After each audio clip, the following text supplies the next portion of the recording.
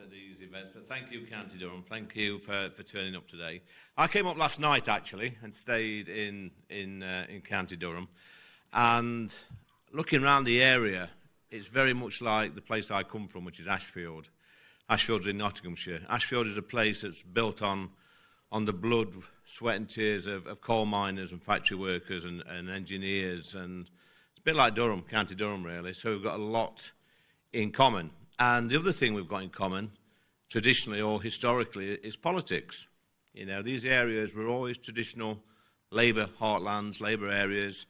In Ashfield itself, Labour would regularly get 25,000 majorities, always at a Labour MP. And it's pretty much the same in County Durham until a few years back. So the politics are the same, the history is the same, the manufacturing is the same, the work's the same, the industrialisation is pretty much the same. It's just the accents that are a little bit different. But you have to ask yourself, why is places like Ashfield in Nottinghamshire, or Nottinghamshire as a whole, pretty much similar to Durham with the politics? And that's quite simple. When you look back at through history, look at the industry we had in Notts and in County Durham and in the North East, which is predominantly mining. You know, we had a lot of these industries, the nationalised industries, well, all of them actually had closed shop unions. So for some of these young people in here, I think there's 2 young people in here today, closed shop unions, when I started the pit, before you went underground to do your first day at work, you had to join a union. Well, you couldn't join any old union, you had to join the union. And the union was the National Union of Mine Workers for steel, it was the National Union of Steel Workers, for rail, the National Union of Railway Workers, and so on. That's just how it was. So automatically, when you started working these big industries in Nottinghamshire and Durham, you were automatically paying money into a trade union, and then each trade union was affiliated to the Labour Party. So a few pence, a few bob each week from your union subs went straight to the Labour Party. So the workers in these areas were paying for the Labour Party. We had a financial stake in the Labour Party.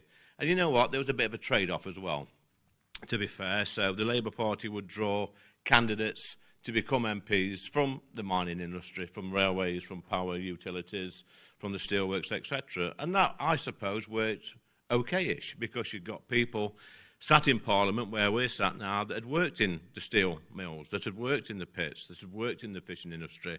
And that was good, because they could get up and talk in Parliament, and they could talk about their friends who they used to work with. They could actually represent their areas and their own industries. But over the last 25 years, 30 years or so, that's all changed. The Labour Party, which used to represent these areas, like Durham and Nottinghamshire, it's completely changed. They haven't got people that's worked in these industries anymore. I think the last coal miner to be elected to Parliament was me in 2019. And that was as a Tory, not as a Labour Party member. It's completely turned on its head. So the Labour Party that used to stick up for the working classes in areas like Durham, in Nottinghamshire, in Lancashire, in Yorkshire, these sort of heavy industrialised places, the Labour Party doesn't speak to these people anymore. In fact, I go as far to say that back in the past, we were classed as useful idiots by the Labour Party. But now, who have we got running the country?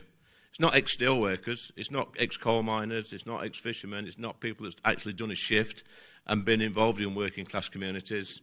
It's people like Rachel from Accounts. We've all heard that one, haven't we? We've got David Lammy. You know, we've got this Jonathan Reynolds. He's up in Scunthorpe today, by the way. He's going to take over British Steel and run British Steel, and that fills me with fear. This is a man, by the way, who has never had a proper job. He's never run a business. And they've left it till the last minute. They recalled Parliament on Saturday. They left it till the last minute to try and save British Steel. We've got a ship, a container with 55,000 tonnes of coking coal stuck in Immingham docks. This had come all the way from Japan to burn in our steelworks in Scunthorpe. We've got a coal mine in Whitehaven in Cumbria, which could produce coking coal. You can blend it and use it to make steel and cement. It's literally 3 hours away by train to the Scunthorpe Steelworks. Yet we're shipping this coke from halfway around the world. It's absolute madness. No business would run like that properly. And you know what I say when we've got these coal mines? I'd say dig, baby, dig, like they do in America, drill, baby, drill. We've got the coal. We've got the materials, we've got the skills, we've got the people. But the Labour Party don't want that anymore, do they? Because they've got a huge majority in this country. They are running our country. In fact, they're running our country into the ground, and they've turned their backs on the working classes, the very people that put them there. What's the first thing they did when they got into government? They took the winter fuel payment off our poor pensioners. They've attacked the disabled. They're not interested. They're not interested in working class people in communities like Ashfield and in like County Durham. They've totally turned their backs on these people. And my area was full of Labour Party members. We had Labour councillors. And the one thing you look at when you look up and down the country at these red wall areas, because make no mistake about it, Reform are going to win these red wall seats at the next election. We're going to make massive gains, I think, in the local elections. I know we are. But you look at these red wall areas up and down the country, and they've got a few things in common. They've all been run down. They've all lost the industry. The high streets have all just packed up. All the pubs are closed. And what they had in the last 40, 50, 100 years, these areas, they've had Labour MPs and they've had Labour councils. And the Labour Party, the Labour MPs now back in these areas, and they're doing more of the same. They're ignoring working class people. They got in because the Tory Party was so bad. Reform UK came second in a lot of these seats, but the only reason they got in, like I say, is because the Tory Party was so bad. And they're going to do more of the same. They're going to destroy these communities.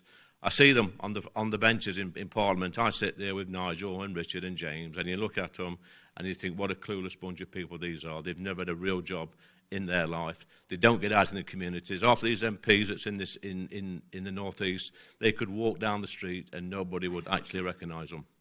But the good news is, have no fear, Reform UK are here. I was speaking to some members earlier on. I was in Runcorn last week. I was in, Lancashire last week at Blackpool. I was in Runcorn the week before, speaking to members. They are so enthused. They are so up for the fight, because you people in this room, candidates and members, you're our last chance to save our great country. And we will get our country back, I'm confident. I came into politics by accident about 10 years ago as a local councillor. I can see the changes that people can make at a local level, much quicker, actually, than you can do at a national level. But, you've got to step up, you've got to fight for our country. And Reform UK are the only party in this country speaking up for the working classes. And in places like Durham and in Nottinghamshire and Derbyshire and Lancashire and South Yorkshire, all these places that's got elections, people are going to come out on May the 1st and they're going to back Reform UK and help. This is the first step, because I hope, I'm looking at some people over here, candidates, that in 3 or 4 years' time, some of these will be sat on the green benches in Parliament speaking up for people like you. But I'm going to shut up now, because you've not come to listen to me. I can tell that by your bored faces. There is a man, a quiet-spoken man, who goes by the name of Nigel Farage. He's here today. I've just been speaking to him backstage, actually. And he is probably the main reason that I joined Reform UK, because I see him as the man, the only man that can save our great country. He was once described by the leader of His Majesty's opposition as a reality TV star. That's all he is. But I tell you what, he's not, because the Tories are frit to death of him. The Labour Party are frit to death of him. Anybody on the left, I think the Guardian's in here somewhere, they're probably frightened to death of him, as old Guardians there, look. They're frightened to death of him. And I tell you what, he speaks up for the working class people. He speaks up for everybody, really. Anybody with an ounce of common sense, he speaks up for them. They are scared to death of him. And they better be scared of Nigel Farage, because come the next election in 2029, I'm going to be following him, I hope, through them gates on Downing Street to number 10 to have a cup of tea with him and wish him well for becoming our next Prime Minister. So without further ado, I'm going to welcome on stage, without the music, Nigel Farage.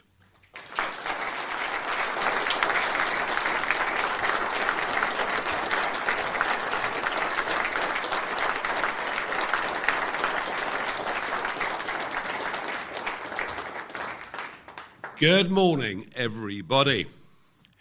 In the early hours of the 5th of July, after the result in Clacton, I said, we've dealt with the Conservative Party, although to be fair, they pretty much dealt with themselves, I think, prior to the election. And I said very clearly, now we're coming for Labour. One person who did notice was Tony Blair. And that week's Sunday Times, he wrote a piece saying, that Labour need to be very worried about reform. But over the course of the last 10 months, most of the commentary has been the battle, the civil war, as some would paint it, between the Conservative Party and us. But actually, quietly, we've been forming branches, vetting candidates, getting leafleting, getting campaigning, and doing it very much in the Labour parts of the country. And I promise you that something is happening out there. A little bit of evidence for you. Every Thursday, there are local council by-elections that take place around the country. I want to read out a few of them that have happened in the last 8 weeks. In the Longondale ward in Tameside, a council seat, interestingly, that was once held by Jonathan Reynolds. That solicitor. Oh, no, he's not a solicitor. Sorry about that. Our business secretary, who now runs British Steel, more of that later. In the Longondale ward last week, Reform came in, having never stood before, up 46.6%. Labour down 28.8%. A few weeks before that, in St Helens, quite close to Runcorn. In the Blackbrook ward, Reform came in at 41.1%, with Labour down 18. In Wolverhampton, in Bilston, Reform up 34.8, Labour down 38.9. And in Torfan, in South Wales, Reform up 47, Labour down 49. These results have been happening week on week in areas that Labour would have considered ever since the end of the First World War to be their safest possible ever areas. And I mentioned Runcorn because Runcorn is that kind of constituency. It is Labour's 16th safest seat in the United Kingdom. Well, I'm going to be there again on Thursday of this week, and all I can tell you is we're giving them one hell of a run for their money. And it's going to be, you know, I get it. They've got 10 times the number of staff we've got. They've got a lot more money than we've got. They've got a much bigger machine than we've got, but it is going to be, I think, incredibly close in Runcorn. So in the Midlands, in the North, in Wales and in Scotland, Reform is now the opposition to the Labour Party, with the Conservatives trailing some way behind.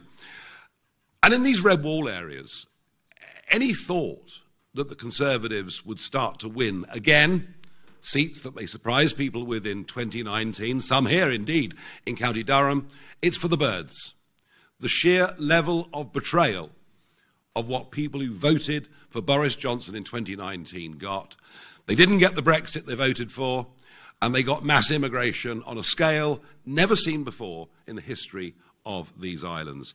Those people are not ever going to trust the Conservative Party up here again, and frankly, nor should they. So I can tell you that if you're considering voting Conservative in these areas, you are wasting your vote. Because if you want a party that can beat Labour, it is now very clearly Reform. Now, it's very appropriate that we're here today in County Durham, the old coal mining area that once employed 160,000 men and boys, and a place where Keir Hardie, the founder of the Labour movement, came and spoke regularly. The Labour Party exists, he said, to give the working man a voice. Well, that today, of course, would be the working man and working woman. But today's Labour Party doesn't think the way that Keir Hardie thought. No, Keir Starmer's Labour Party is a very middle-class party, North London dominated, full of human rights lawyers who seem to care more about vague concepts of international law coming from foreign, and in some cases, in my view, illegitimate courts, than it does about working people. And 10 months in, I announced today, perhaps for the first time publicly, that Reform are parking their tanks on the lawns of the Red Wall. Today's the first day I've said that, but I absolutely mean it, and we're here to stay. And the evidence is that people who are switching to us, this is not a short-term protest. They actually believe in us. They can see that we represent those values of family, community, country. They can see that we're patriotic. They can see we want to put the interests of British people above absolutely anybody else. So those voters are here and they are going to stay. Now, you might have noticed there's been a bit of polling out overnight, which one of the newspapers picked up on, and I'll just give a little demo, I think. So 68% of people in the Red Wall poll believe that Britain is broken. And that's exactly our analysis. We're a country in economic decline. We're a country in societal decline. We're a country in cultural decline. And in particular, they point out here, borders, the NHS and the economy failing. And I don't know who writes the headlines in The Sun, but I do think Keir's worst nightmare is quite funny.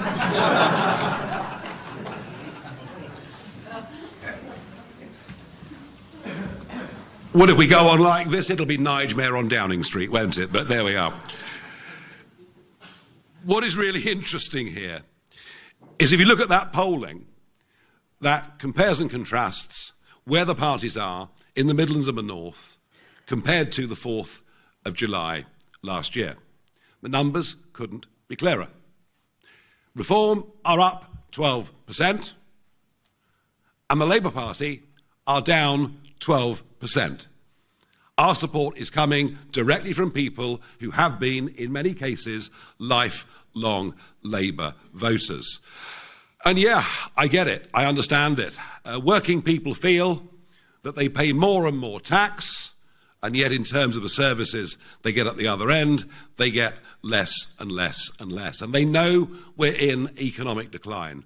They're not conned by GDP figures. Oh, GDP was up 0.1% this quarter, or 0.4, or whatever it is. But it's a completely false measure of how we're doing as a country. Why? Because gross domestic product measures the activities of all of us in a country. And if you pile in an extra 750,000 or an extra million people into a country, is it any wonder that your growth figures show that it's rising?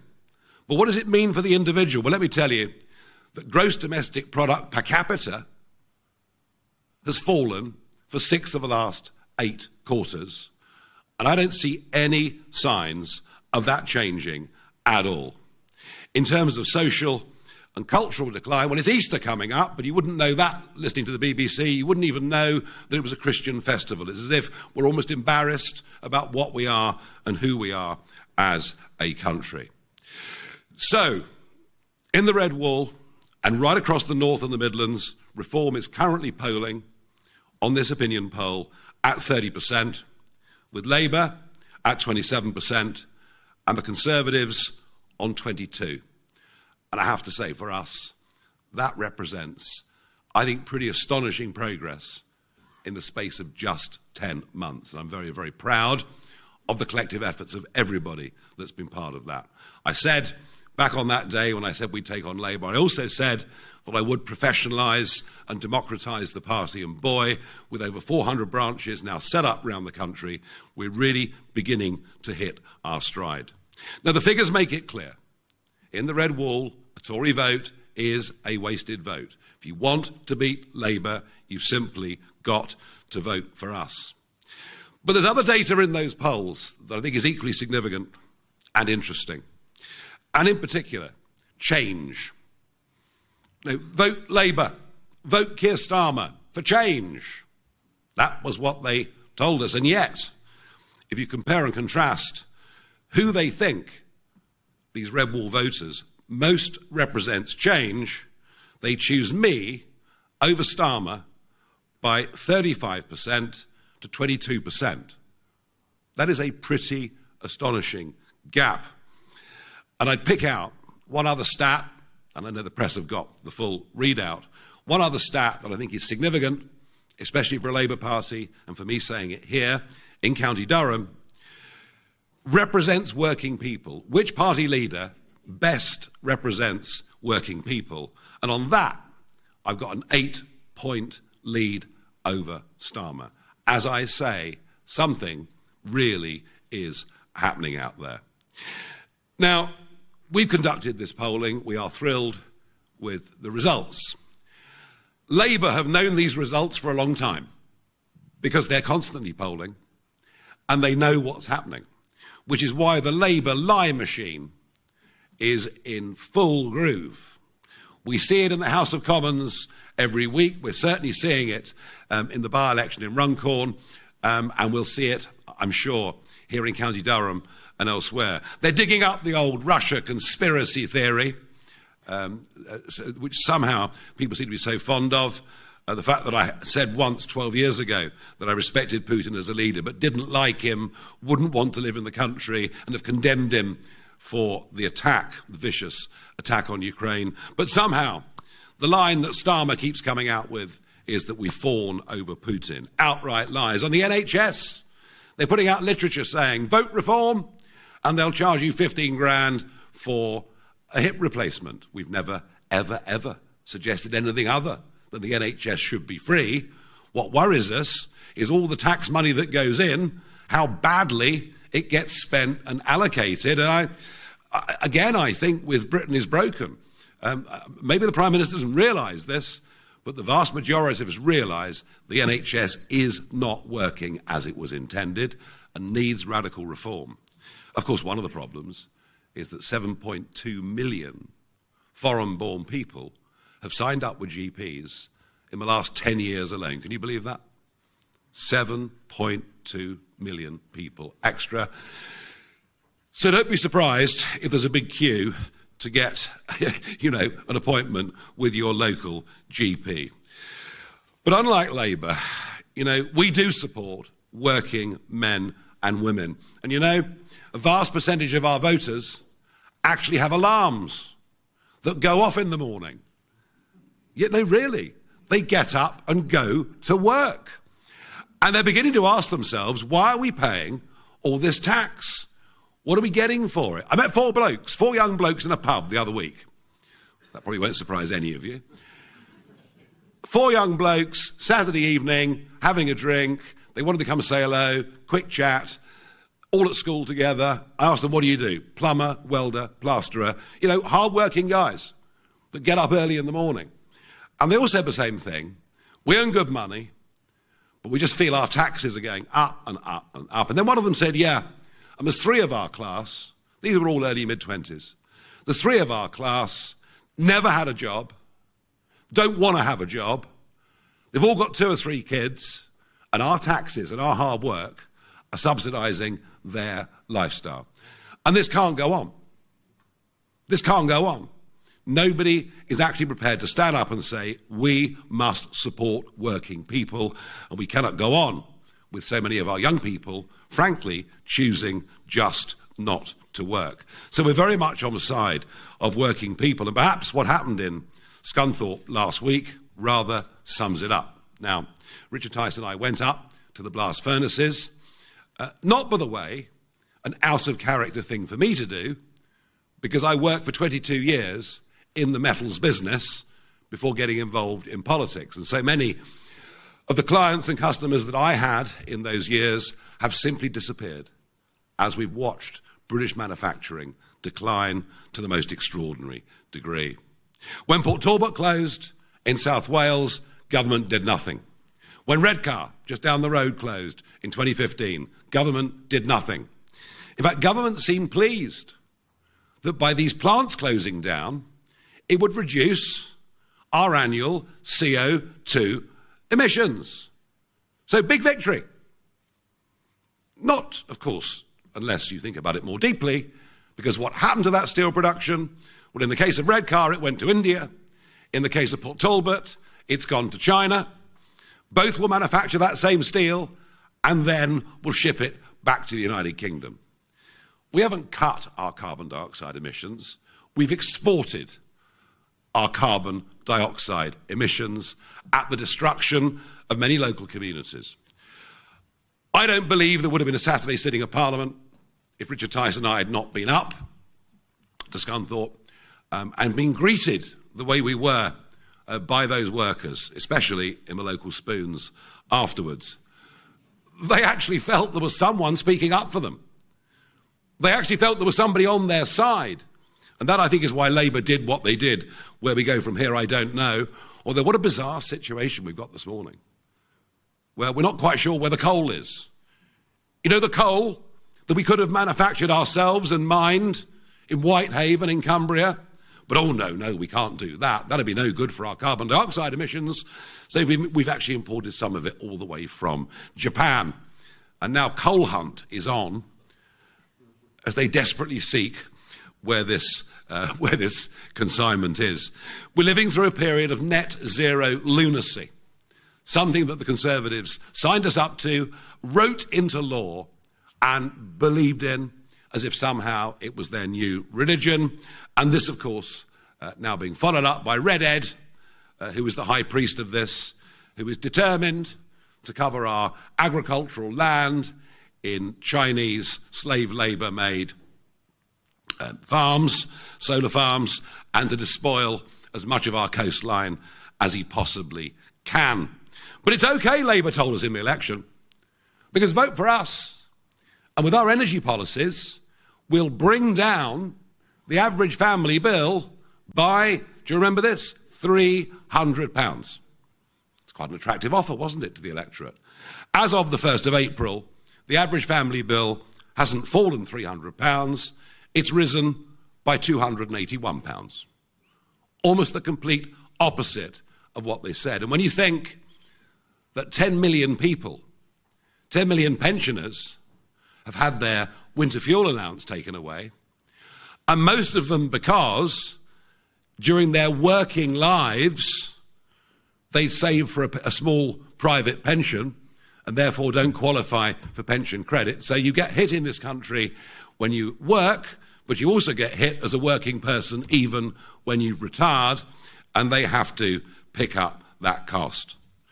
We have the highest industrial energy prices in the world, and we're witnessing an industrial massacre. It's going on in chemicals, it's going on in refining, it's going on in cement making. We no longer produce aluminium in this country. Both of our major smelters have closed down, and steel is just one of a long line of these disasters. And I understand that industries through decades can change. Some become obsolete, and you need to find replacements. But we will be using steel. In fact, we will be using huge amounts of steel. After all, the Prime Minister seemed very proud of the big 40-acre theme park that's going to get built in Bedfordshire. Well, we're going to need tens of thousands of tons of steel for that. And I think we should be manufacturing that steel here, not importing it from China. And the same goes for the North Sea. Conservatives put exorbitant taxation levels on profits in the North Sea, which saw companies that in some cases had invested in the North Sea for up to 60 years go. And Labour, well, now are making life almost impossible. We should be self-sufficient in oil. We should be absolutely self-sufficient in gas. And we have to have energy in Britain, not that is intermittent and pushes us out to the edge when the lights almost went out at the end of January this year. We need to produce more energy and cheaper energy. 21st century living demands absolutely nothing less. And this is part of our strategy. Reform will re-industrialise Britain. And we'll have a proper, sound industrial policy, but it only works if we start producing enough of our own gas and oil and coal and all of those things. And we really, really believe in that. But when it comes to business, of course, Labour are completely and utterly clueless. 25 men and women in the cabinet, and not a single one has ever set up a private company. Not one. Seems almost unbelievable. Because we're not just on the side of those that work for big companies, we're very much on the side of those who struggle with IR35 rules, making it nightmarishly difficult for anyone that is self-employed. We're also on the side of the 5.5 million men and women that run small businesses that have been so badly hit by this most recent budget. And they felt for years, I mean, it was the Conservatives, of course, that pushed up corporation tax, which is what these small companies pay. The Conservatives pushed that up 30%. The Conservatives gave nothing on IR35, and the Conservatives did nothing on the quangos and regulators that make the lives of these people so miserable. Yeah, we believe in men and women setting up their own thing. We believe in people giving it a go, going out and trying to be successful. And we're very much on their side. And we're certainly on the side of hard-working family farms. People who work all the hours God sends in goodness knows what weather, whose average incomes are incredibly low, and yet the Labour Party has come for them in the most appalling way. I had a letter last Sunday from a lady, 90 years old, living in West Sussex. It had been a dairying farm, dairying business built up through generations, who said, my husband's died, my son Tim runs the farm, I'm now terrified that I won't live for 7 years. Because if I die within the next 7 years, he's going to have to sell off 20% plus of the land, and the whole thing becomes unviable. No doubt Ed Miliband wants those farms covered in solar farms and probably increased housing for an exploding population. But we're also on the side of those on low pay. And I think our biggest policy at the general election that we launched and we'll keep fighting for is, rather than the level at which we start paying tax being frozen, the way it is year after year after year, we believe the most dramatic tax change that is needed is to lift the level at which people start paying tax to £20,000 a year. That will mean people on low pay genuinely will be a bit better off. But equally important, it will incentivise those on benefits who know that if they work for more than 16 hours a week, all their benefits will be taken away. It will incentivise them to get back to work. So I firmly believe that we are the party of working people. We respect working people, we want to help working people, and we notice that unemployment is now at a 4-year high. And I think through what will happen over the course of this summer is that in retail and hospitality, as a result of that budget, many, many people, especially young people looking for part-time work, will find they simply cannot get those jobs. And there are many other areas in which this government has completely failed people. Starmer told us he was going to smash the gangs, remember that? I thought, well, that had about as much chance as working as hearing every year we're launching a war on the drugs gangs. Well, that hasn't worked very well, and this was never going to work very, very well. And channel crossings, so far this year, are over 40% higher than they were last year, and that's before we get the warm weather, and it's before the temperatures in the channel increase. So we're on for a record year.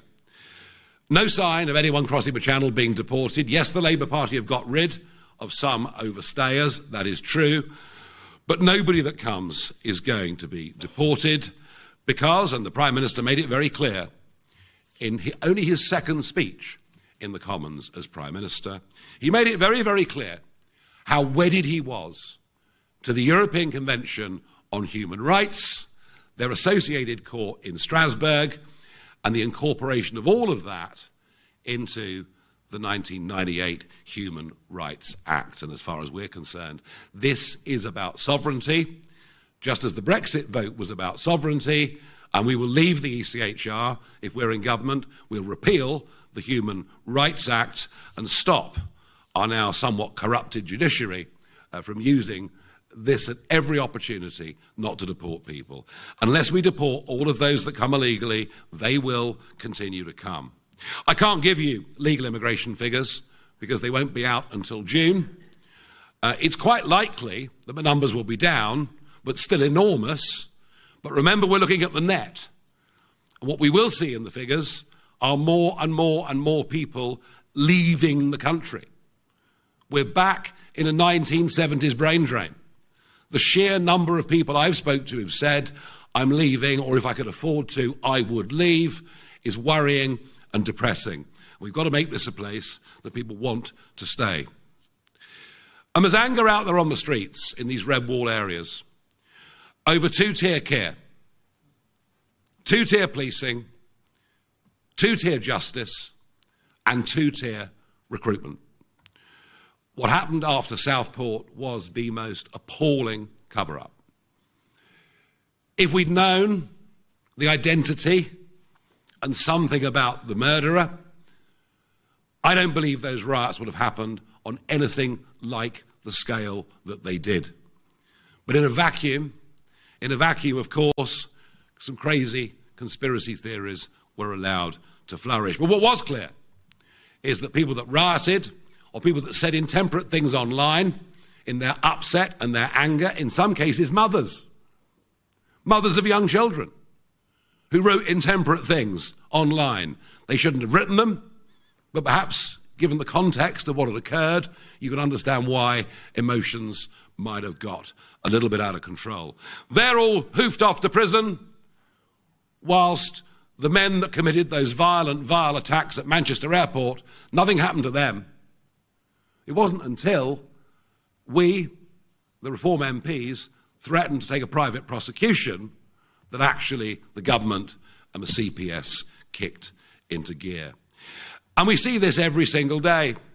We see recruitment policies in police forces, recruitment policies in the NHS, designed to put ethnic minorities to the top of the list against white people with more history in this country. And we think not only is that a disgrace, not only does it mean you won't necessarily get the best people into the right positions to do jobs, but we also think it is a huge insult to the people of this country, who are the most reasonable, open-minded, decent people you will find in any Western nation. And we always have been, and we always will be.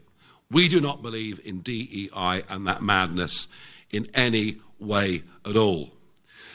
But it's all part of the North London human rights lawyers being completely out of touch with ordinary folk, being completely out of touch with working people. And in our party, this Reform People's Army that we're building, and I'm seeing it every day as I go to, I was in Devon yesterday, I was in Gloucestershire yesterday, I was in Cornwall yesterday, I'll be in Lancashire tomorrow, Runcorn Thursday, and everywhere I go, I meet our candidates, I meet our activists, and it's really interesting. Some come from a centre-right background, some come from a centre-left background. It's not about left or right, it's about values. And it's about believing that our country is going down the tubes. It's about understanding that Britain is broken, and that without the right leadership, without the right change of mentality, then I think most of us feel within a decade, it frankly won't be a place worth living in. And we are damn determined to turn this round. We fully intend to turn this round. And we're actually the most optimistic political party out there, because we believe we can and we will turn this around. Get that pendulum to come back in a different direction. Get the attitudes of people towards work, towards success, towards life, towards their community. We believe all of that can be turned around, and that is our historic mission. And I'm hoping on May the 1st that we will surprise you all with the results we get in the mayoral, the local, and indeed in the Runcorn by-election. We are the party of working people, and broken Britain deserves nothing less. Thank you very much indeed.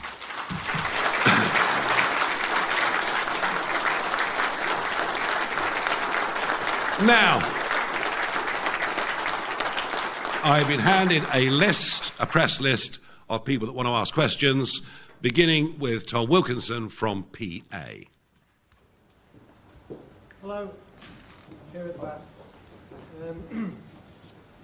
Mr Farage, I understand that the National Education Union has had something to say quite strongly this morning about reform, and saying that it's a racist party. Sorry, I don't know if you can hear me now. Yeah. I did hear you. I heard the question. For those that didn't hear, it was about the National Education Union, led by a self-declared Marxist, Daniel Kabidi, somebody who is absolutely determined that our children should be poisoned at school. Their minds should be poisoned about everything to do with this country, its history, what it stood for, and what it's fought for.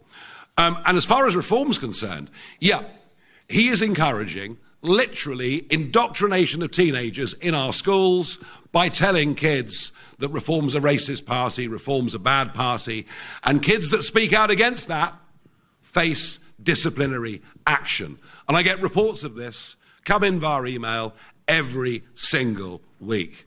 I'll make one thing very, very clear. If we win the 2029 general election, we will go to war with the National Education Union and all the left-wing teaching unions. People should be taught objectively, fairly, and should be taught critical thinking, where kids can make their own minds up what they believe and not be indoctrinated. I think the man is an absolute, total disgrace, and as you might be able to tell, it makes me pretty angry. Thank you. Michael Knowles from The Express.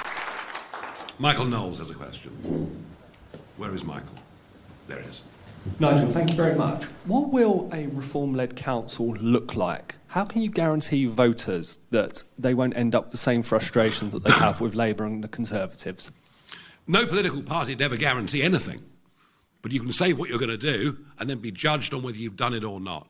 I think point number one is, frankly, we've got to get the auditors in. We've got to see the long-term contracts that many of these county or unitary authorities have signed up to. We will look at the sums spent on DEI. We will look at the £500,000 being spent on ergonomic chairs for staff of Lancashire County Council. We'll look at the £18,000 spent on driving lessons for cross-channel migrants. And I could go on with a list as long as your arm. 10 million a year, quite common for a county council to spend on agency staff. Work from home, almost accepted as being part of what you do. No, a massive change of culture, Michael. That's what we're going to bring to these county councils. We need a sort of British equivalent of Doge in every single one of these councils. And that is where we begin. And by the way, I'm not pretending it's easy. You know, there's less money from central government. There's more demand for social care, for an ageing population. SEND for children who've got problems, of course, has multiplied as a result of the catastrophic repeated lockdowns. I'm not saying we've got a magic wand, but what we can do is clean it up and make a very good start. Bill Edgar from the Northern Echo. Hi, you said that, well, Lee Anderson has spoken about it this morning as well, how there's similarities between County Durham and other areas like Nottinghamshire. You were here in County Durham just last week. Why have you come back once again to give your speech today? And I'll be back again, because this is day 2 of week 3 of me on the road. I'm taking the May the 1st elections very, very seriously.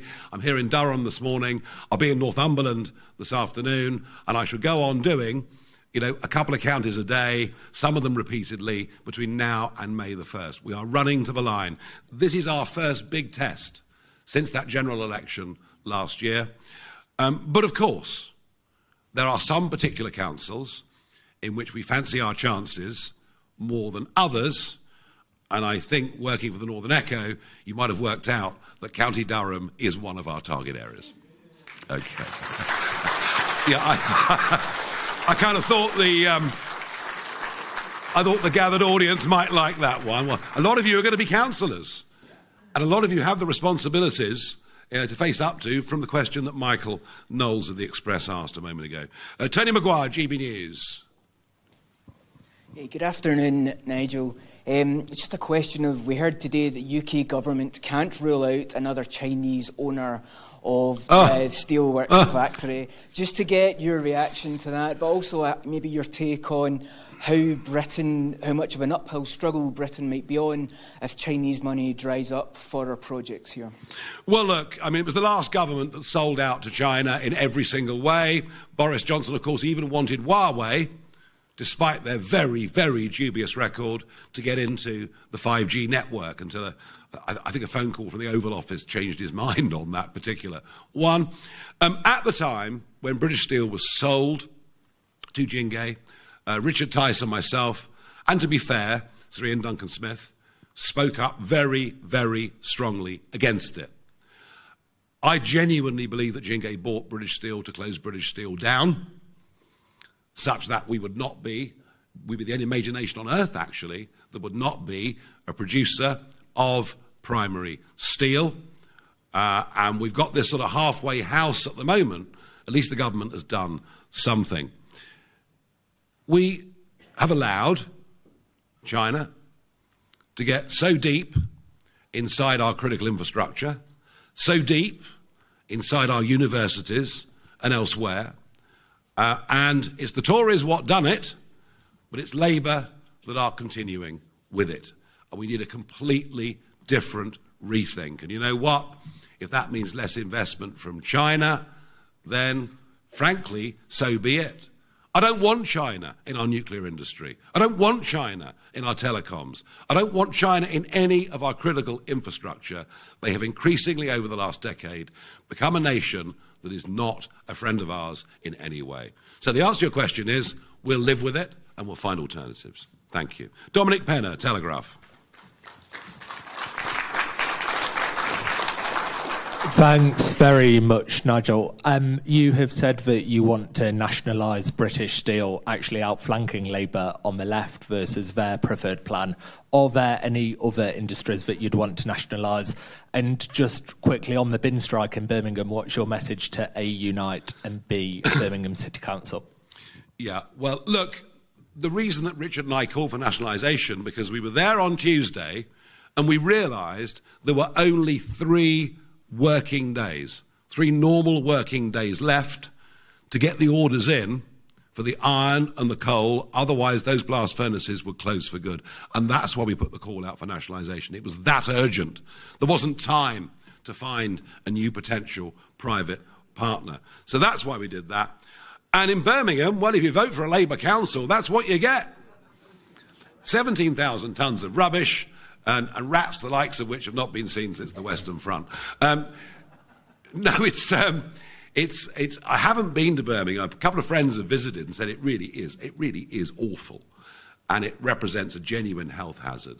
And I know that 24 hours ago, Army logistics have been called in to Birmingham, but I suspect what we actually need are going to be some soldiers pretty damn quickly, and an army of rat catchers and lots of terrier men and things like that to sort this out. But there you go. If you vote Labour at local government level, that's what you get. Matthew Holhouse from The Economist. Thank you. Mr Farage, so your pitch today really is about how you're hoping to sort of eat into Labour's support. I mean, if you look at the YouGov voting intention from last month, you're taking about 20% of the Tories' 2024 vote against 4% of Labour's. So isn't the truth that actually, ultimately, you're eating into the Conservative vote, and Labour is a fragment of where you're drawing your support from? No. That Conservative vote's gone. It's not coming back. Those people that voted Conservative in 2019 in Bishop Auckland down the road are never voting Conservative again. It's gone. It's gone. And I'm going to repeat the numbers, Matthew, for your benefit, right? If you take the West Midlands, the East Midlands, Yorkshire and the Humber, the North East and the North West, they are the regions that were polled for this Survation poll as published in The Sun today. And what that shows is since the last election, since the 4th of July last year, we are, Reform, up 12%. Right? Labour is down 12%, and the Conservatives are virtually unchanged. I rest my case. Thank you. Let us go to Patrick Maguire of The Times.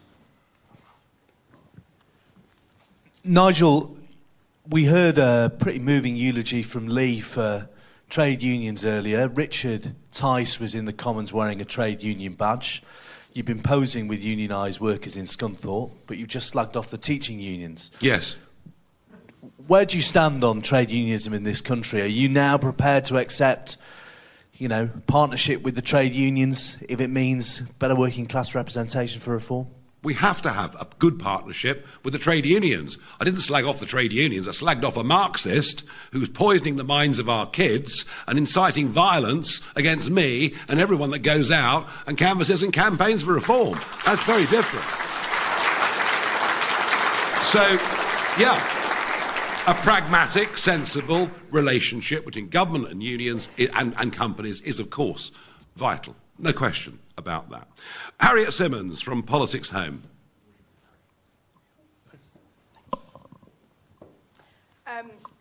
Labour won back all of its heartlands at the last election. Do you really think you can turn the red wall into the reform wall? The turquoise wall. The turquoise wave. This is what you're talking about. Yeah, do you know what? I think voting has become much more transitory than it's ever been before. And whilst Labour did win back the heartlands, it was a loveless win. In many of those seats, actually with fewer votes than they got under Jeremy Corbyn in 2019. The last general election was an anti-Tory election. Labour won a landslide in terms of parliamentary seats, but not in terms of votes, not in terms of percentages. And look at the turnout. I mean, even with postal voting happening on a huge scale, questionable scale, but a huge scale these days, you're still back down to the historic low of 60% turnout. So huge numbers of people who traditionally had voted Conservative or voted Labour didn't trouble the scorer. And I think that's the other element to our vote, perhaps getting back to the point that Matthew made, is I do think that one of our challenges, but one of the things we can succeed with over the coming years, is to get people who've left the democratic system to re-enter the democratic system. And that'll be particularly interesting with young voters, where there's no doubt, Reform, myself, there's a lot of support out there from 16 to 24-year-olds. And we've got to convert that into people that actually go out and vote. So they're challenges, but they're ones that I'm happy for us to take on. I've got two from the Financial Times. Anna wanted to speak to me afterwards. Leah Quinn. Mr. Farage, when I look around this event and many other reform events, the demographic is quite similar. There are a few, but really not that many women or young people. Can you tell me one policy you have to attract women and one that you have for young people? Young people are at work. They're at work.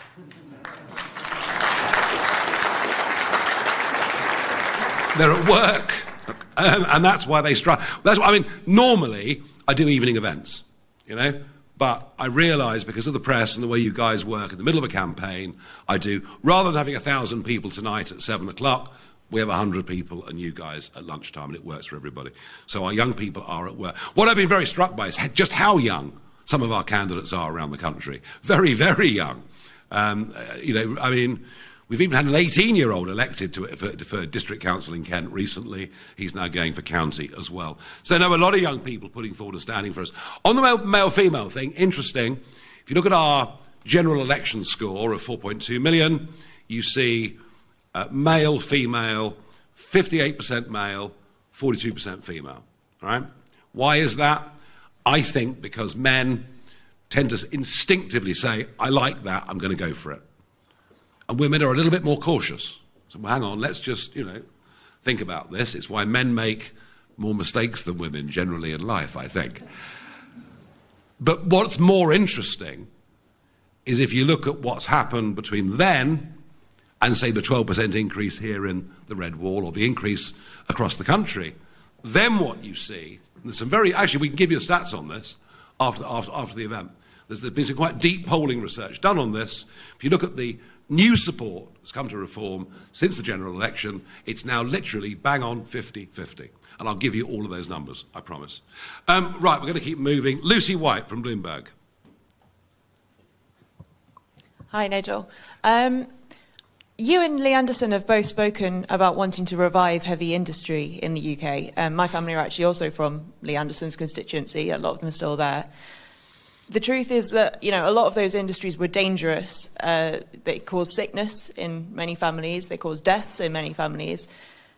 Is this really the way forward that you see for the UK? And do you not hope for more lucrative and perhaps safer jobs for the British people? Lucy, none of these heavy industries, as you describe them, have a hope without cheaper energy. And indeed, some of the modern industries, such as the big data banks, you can't even build in Britain.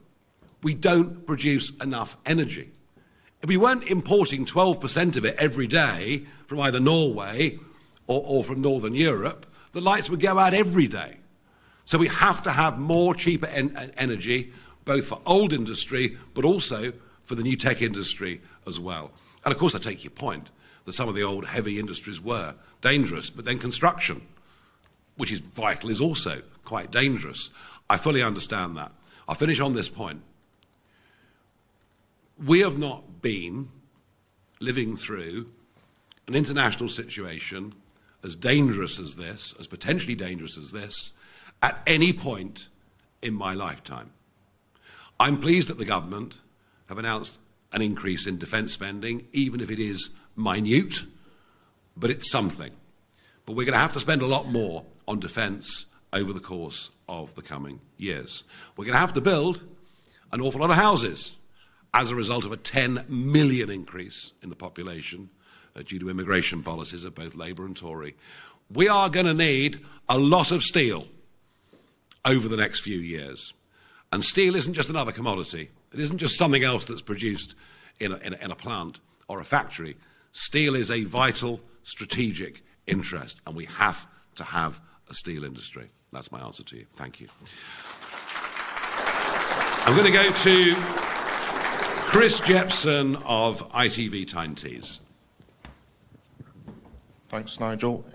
You say you represent working people, but what do you have in common with voters here in the North East? You're a well-off former trader, but there's many working people here in this region that are struggling to make ends meet. I fully understand that, but I have actually worked. You know, I've not only worked, but I've set businesses up. I've employed people, and I've had some good times in business, and I've had some awful times in business when I've lost money some years. So I do actually understand how the real economy works. And yes, you're right. You're right. Right now, I'm in a more fortunate position than many others. You're right. I'm not going to deny that for a moment. But I would like those that are less fortunate to be doing a bit better. Do you know why? Because I care about my fellow man, and I certainly care about men and women from my country who I think deserve a better shot at life than they're currently getting. Okay, we're getting there. Just two more, folks, if you bear with me, and then some one-on-ones afterwards that I've agreed to do. Lewis Dennison from ITV National.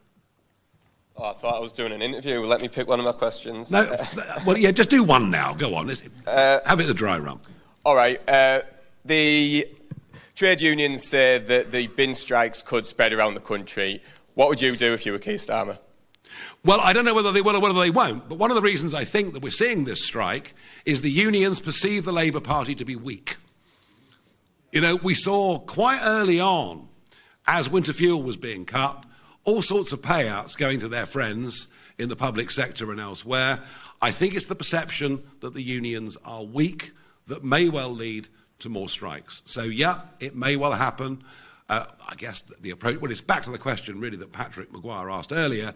It's about relationships with trade unions. It's about being firm but fair. That has to be the answer. Right, last one here until I do some one-on-ones afterwards. Peter Walker from The Guardian. Hi, I thought you'd never get to me. You were on the list and we never ever... Lee might have a go at you in public, but I don't. Not yet, anyway. Just a quick one. In your speech, you basically promised to rescind all the extra revenue-raising measures the government have put in. So the farmers' tax, winter fuel, NICs. And you also promised to stick with greatly raising the income tax level at which people pay money. That's the big one. All of this will cost billions of pounds a year. And the only proposal you've put forward in the speech to actually save money would be getting rid of DEI measures and chairs, which would probably cost a fraction of 1% of the total budget. Do you actually have a plan for how you'd pay for all these economic plans, whether on council level or national level? And if you don't, do you risk slightly conning voters? Well, I tell you what, I tell you who's been conned. I mean, £20 billion extra of government spending under Rachel from accounts. They're already 20 billion out. And we can talk about debt if you like. I mean, the extent to which, you know, in 15 years, we've gone from an accumulated national debt of nearly £1 trillion to one of 2.8 trillion. So has anybody been frank with voters about how they were going to pay for anything? I mean, let's be honest about that. And fascinatingly, last week, there was a 30-year gilt auction that the Bank of England withdrew at the last minute, and I've never seen that before. I've never, ever seen a government bond auction be withdrawn, so fearful were they of what investors would demand. So yes, we have deep problems. The reindustrialisation of Britain, beginning with energy, with oil and gas, will, within a couple of years, produce tens of thousands of well-paid, in fact, in many cases, highly paid jobs. And it depends how much time we have. But if we can get our hands on the regulators, the quangos, who do so much to stifle business and I mean, honestly, I'm not exaggerating this. Every small trader I talk to, no matter what they're doing, you know, their business is being impaired by unnecessary, excessive regulation. So I'm talking about a cultural change, and a country in which hard work becomes something that we respect, where work from home in the public sector disappears, where productivity increases. They're some of your answers. But yeah, we've got a huge, huge, huge problem to turn around. Right, okay, that is the end of the formal part of today's presser. Parking our tanks on the Red Wall lawn. Labour have known in private that we're here for some time. Their behaviour towards me has suggested that, but after today, they will know it fully in public. My thanks to members of the press for coming. My thanks to all of you, part of our People's Army here in County Durham. And I'll see you all next week. Thank you.